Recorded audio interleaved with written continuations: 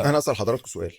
لو انا عندي شركه بتهتم، شركتين نموذجين A و B، الف وب، تمام، شركه بتهتم قوي بجوده المشروع، تمام، على حساب ان هو يعني كل ما اهتم بجوده المشروع ممكن تقلل لي شويه في البروفيت، في ربح المشروع. وشركه تانية بتهتم ان هي تحقق الربح قوي على حساب جوده المشروع. بعد 10 سنين او 20 سنه تفتكروا مين الشركه اللي هتستمر؟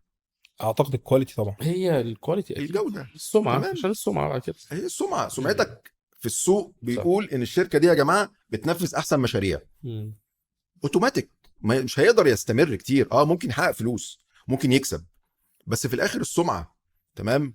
يقول لك مين اللي عامل، خش كده مشروع يقول لك مين اللي عامل المشروع، اسم ايه الشركه ديت اللي مش عشان هنشتغل ما معاها جابهاش تاني، تاني. حطها بلاك ليست.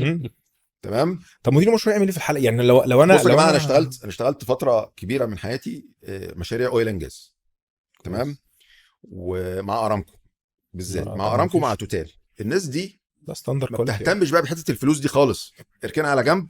هو ان هو الكواليتي، كواليتي ستاندرد. مانيوالز كتيره كل شويه نعمل اوديت على الناس، نبتدي بيعمل ابروفال على كل الناس، المقاولين وعلى الموردين. المسمار، انا عشان اشتري مسمار لازم يكون معتمد عنده. ماشي. مسمار، تمام. ليه؟ لان هو عارف ان المسمار دوت، شايف المسمار، شايف ان هو مسمار، اوكي، مش هيعمل لي حاجه. لا، هو عارف ان المسمار ده في يوم من الايام لو حصل فيه مشكله هيبهدل الدنيا، هيبهدل. انتوا فاكرين القصه بتاعت الصاروخ الفضاء اللي هو كان اسمه تشالنجر، او اللي هو انفجر من كام سنه، يمكن في ناس مش فاكره القصه دي او كتير قوي. في صاروخ وكاله ناسا طلع للفضاء، وهو بيطلع الفضاء انفجر. اما ابتدوا يعملوا تحقيقات ويشوفوا البتاع، طلع المشكله فين؟ طلع المشكله في اويل سيل، في حته الماء اللي كانت بتفصل ما بين خزان الهيدروجين وخزان تاني. الاويل سيل ده حصل فيه رابتشر اثناء الانطلاق، حصل تسريب خلى الموضوع ده ينفجر. تمام. اويل سيل حاجه كده كانوا تقريبا مش عارف، بيقول لك كانت ب $50 او $100، تسببت في كارثه، تمام، خسرتني مليارات. تمام. فحاجه بسيطه قوي ممكن تخسرك. فعشان كده يا جماعه الجوده.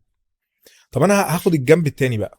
انا مثلا صاحب شركه مقاولات، هقول لك بس يا هندسه، يعني انا لما اروح اخد شغل من ارامكو السعر بتاعها هيخليني اعمل ده. انما لما اروح اخد من شركه تانية اللي هو ده، يعني ارامكو مش دايما مشاريع، يعني مش كل مشاريع بنفس الستاندرد بتاع ارامكو، هي في حته تانية. لا كله ستاندرد كده. ده ممكن يكون في الاويل اند جاز، انا بتكلم في بقيه المشاريع. انا رايح مع عميل عادي، يعني عميل موجود، وخصوصا في السوق المصري، خلينا يعني. طيب انا عايز اقول لك حاجه، مش هاخد ثمن ده. عايز اقول لك حاجه، ان في شركات ما بتحبش الاويل اند جاز ده خالص بسبب القصه اللي انت بتقول عليها دي، عشان الستاندرد. في شركات كبيره بدون ذكر اسماء كانت في مجالي واسامي مشهوره، يقول لك على الاويل جاز لا ما بنحبش الجنب ده، اوكي، دول عندهم ستاندرد عالي قوي. انا المشروع دوت اللي هو بتاع الاويل اند جاز دوت اللي ممكن افكه بثلاث اربع مشاريع مع ناس تانية.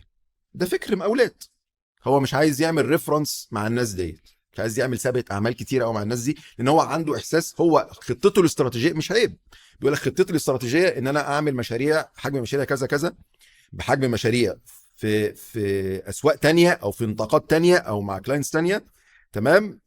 في الاخر الشركه عايزه فلوس، عايزه ريفينيو، عايزه ارباح. يقول لك لا دي هتعطلني شويه، الكواليتي العالي ده انا مش ما اقدرش عليه قوي، تمام، خليني امشي مع الجنب ده. انا ما بقولش ان هم بيعملوا شغل بكواليتي اقل، لا، بس في عندك بعض العملاء لا عنده جريد اقل او كواليتي اقل هو راضي بيه، تمام، فبيميل للجنب دوت.